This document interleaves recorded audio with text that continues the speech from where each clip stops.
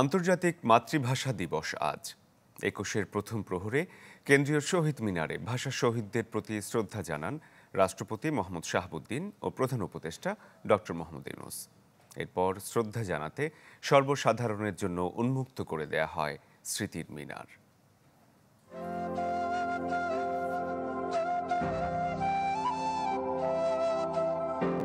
২১শে ফেব্রুয়ারি রক্তস্নাত ভাষা আন্দোলনের স্মৃতিবহ দিন। সালাম বরকত, রফিক জব্বররা জীবন দিয়ে ছিনিয়ে এনেছিলেন মায়ের ভাষায় কথা বলার অধিকার। ২১-এর প্রথম প্রহরে কেন্দ্রীয় শহীদ মিনারের বেদিতে ফুল দিয়ে শ্রদ্ধা জানান রাষ্ট্রপতি মোহাম্মদ শাহাবুদ্দিন।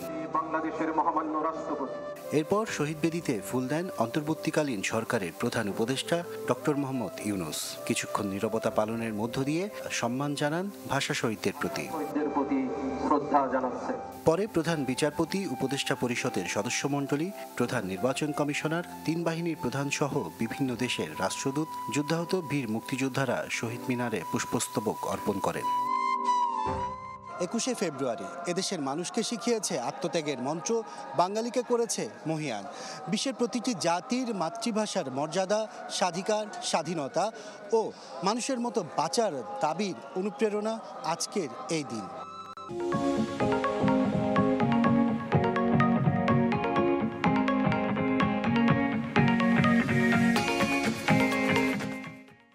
রাষ্ট্রীয় গুরুত্বপূর্ণ ব্যক্তিদের শ্রদ্ধা নিবেদন শেষে সর্বস্তরের মানুষের জন্য খুলে দেয়া হয় শহীদ মিনার। এরপর ঢল নামে শ্রদ্ধা জানাতে আসা হাজারো মানুষের। আমার বাচ্চাদেরকে নিয়ে এসেছি এখানে।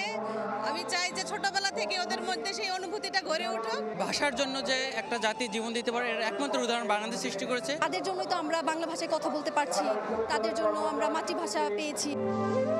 একে একে শহীদ বেদিতে শ্রদ্ধা জানান বিভিন্ন রাজনৈতিক দল, সামাজিক ও সাংস্কৃতিক সংগঠন, বিশ্ববিদ্যালয়ের শিক্ষক সহ পেশাজীবী সংগঠনের নেতাকর্মীরা।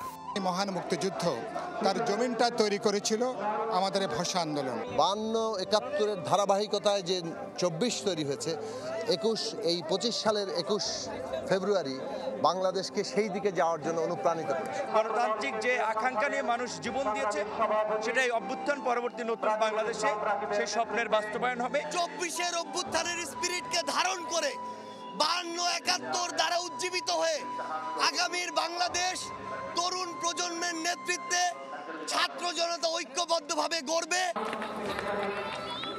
নানা বয়স আর শ্রেণী পেশার মানুষের ভালোবাসায় সিক্ত হয় স্মৃতির মিনার। আশরাফুল আলম আকাশ, চ্যানেল 24, ঢাকা।